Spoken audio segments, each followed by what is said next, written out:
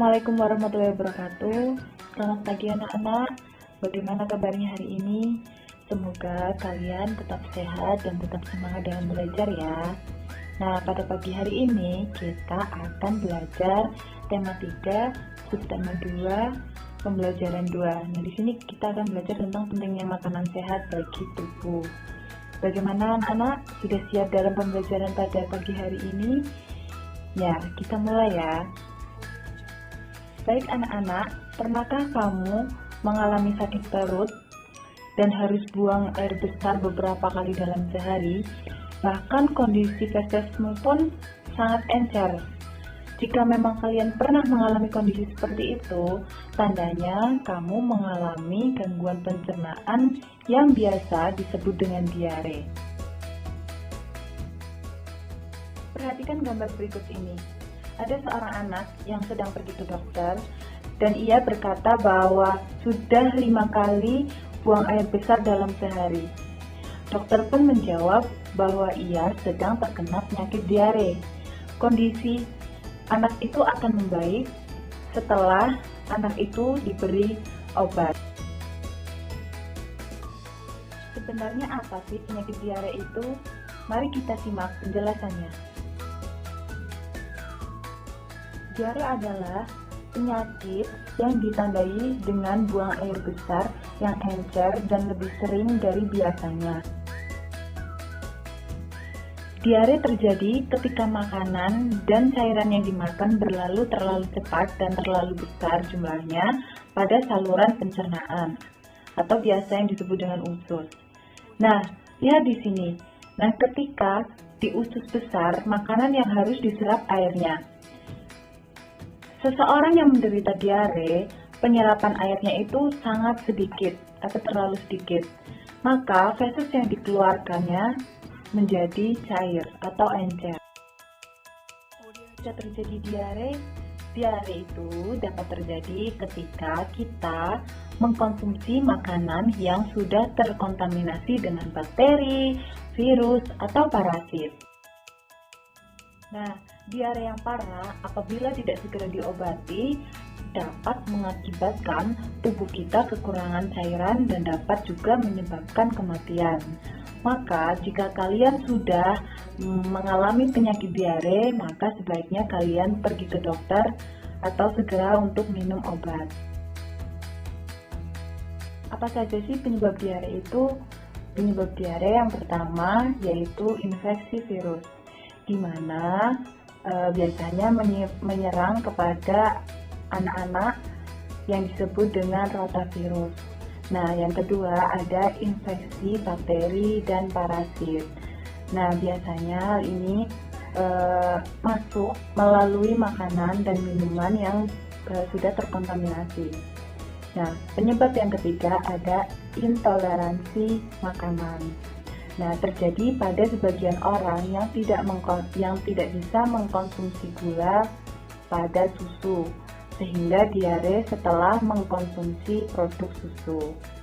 Nah, penyebabnya selanjutnya alergi makanan. Nah, di mana biasanya reaksi negatif terhadap obat-obatan. Nah, selanjutnya ada penyakit usus, di mana hal ini menimbulkan diare kronis dengan banyak penyebab, dan biasanya juga penyebabnya itu gangguan usus fungsional atau stres. Nah, yang menyebabkan dirinya terkena penyakit diare. Bagaimana sih pengobatan diare itu? Yang pertama, jika diare kalian belum terlalu parah, kalian bisa meminum cairan oralit atau cairan gula dan garam.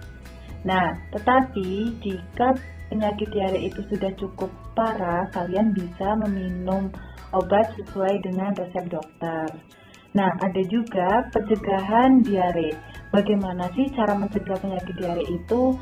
Yang pertama, kalian bisa mencuci tangan sebelum dan sesudah makan dengan menggunakan sabun.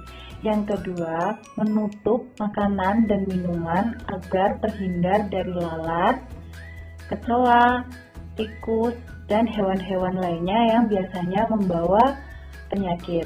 Nah, yang ketiga, minum air yang sudah matang.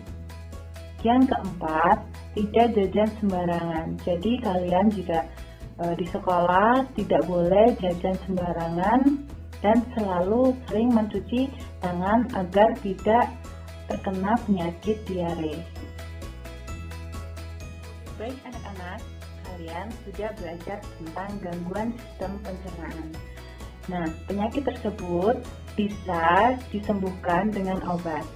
Banyak perusahaan farmasi di Indonesia yang memproduksi obat dan mereka memperkenalkan produk mereka dan mempromosikannya biasanya melalui iklan. Iklan biasanya disampaikan melalui media elektronik seperti TV.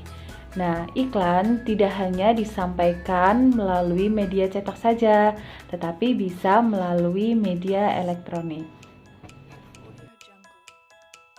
Nah, di sini ada ciri-ciri iklan media elektronik. Yang pertama, disampaikan secara elektronik. Nah, ada bentuk audio seperti iklan di radio. Biasanya iklan ini berisi suara. Nah, ada juga bentuk video dan audio. Biasanya iklan ini terdapat di TV. Ada juga ciri-ciri iklan media elektronik yang kedua, yaitu disampaikan dalam waktu yang singkat. Yang ketiga, menggunakan bahasa formal dan non-formal. Nah, biasanya bahasa formal itu bisa menggunakan bahasa resmi dan bahasa non-formal itu seperti bahasa kita sehari-hari, seperti itu. Nah, ciri selanjutnya, kalimatnya singkat, padat, dan persuasif. Persuasif sendiri itu berarti mengajak. Ciri selanjutnya, menggunakan intonasi yang tepat. Jadi agar iklannya itu lebih menarik, suara kita atau intonasinya kita harus tepat. Nah, terdapat musik pengiring. Nah, dengan adanya musik pengiring, jadi iklan yang disampaikan itu akan lebih menarik. Ya, lihat di sini ada iklan tari piring di televisi. Kira-kira propertinya apa ya? Ya, betul. Propertinya adalah kipas. Nah, masih ingat kan kalian tentang properti tari? Jadi, di Indonesia itu memiliki keanekaragaman budaya yang tinggi dan hal ini tercermin dari tarian daerah yang dimilikinya. Hampir setiap tarian daerah memiliki properti tari yang merupakan bagian dari perlengkapannya yang digunakan untuk meningkatkan keindahan tarian dari sebuah tari dan untuk memperdalam makna yang terkandung dalam sebuah tarian. Nah, berikut adalah properti tarian tradisional di Indonesia. Nah, yang pertama ada tari reog. Tari reog ini berasal dari Ponorogo. Properti yang digunakan yaitu topeng reog. Nah, ada contoh yang kedua yaitu tari piring. Tari piring berasal dari Sumatera Barat. Properti yang digunakan yaitu piring. Nah, selanjutnya tari kuda lumping. Tari kuda lumping ini berasal dari Yogyakarta. Nah, properti yang digunakan yaitu jaranan.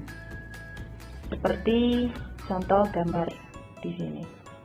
Nah, selanjutnya ada tari jaipong. Tari jaipong ini berasal dari Karawang. Nah, properti yang digunakan tari jaipong ini yaitu selendang. Baik anak-anak, cukup sekiranya penjelasan dari Ibu kali ini. Semoga semua dapat memahami dan dapat mengerti. Terima kasih anak-anak semua.